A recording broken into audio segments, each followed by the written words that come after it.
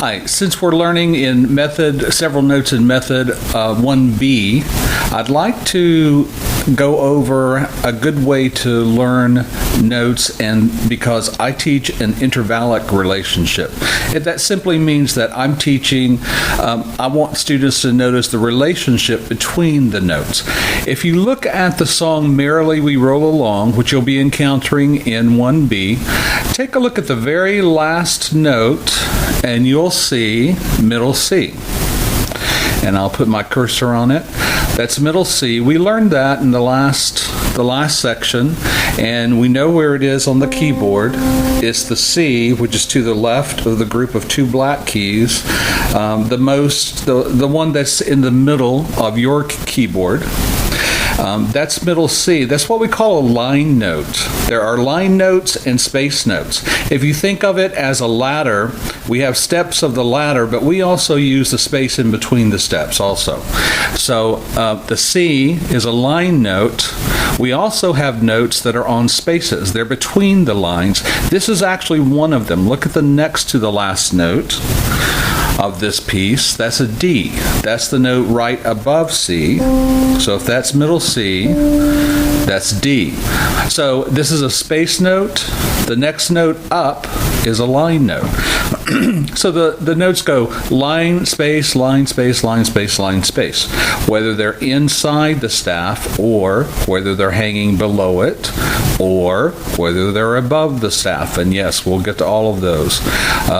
Same thing with the bass clef. This song just happens to be all in the treble clef, which is the right hand. So this note would be middle C. We call this a step. When we're going from one letter name to the next letter name, that's a step. Now, what if we did a skip? We skipped that note and went to that note. That would be a skip. Those are always, this is a little tip, those are always either line to line or space to space. Let's take a look at one. The very first note here is on the first actual line of the staff. That is an E. That is this E. Now, let's take a look at this one. And the next line down, which is an added line, there's our middle C. Line to line, it's a skip. Line to space, we're not skipping, it's a step. So that's a D. Space to line to space, let's go from here, the middle C, to the D. We're not skipping, we're stepping, right? So that's the next letter name up. And from here to here, this is a space to line. When it's space to line, or line to space, those are steps, the very next note. Now, if it's line to line or space to space, it's a skip. Whether you're going up or down, that's a skip. Line to line, space to space on the staff is a skip. We'll run into skips a little bit later, but I wanted to just let you know sort of the philosophy behind learning notes this way.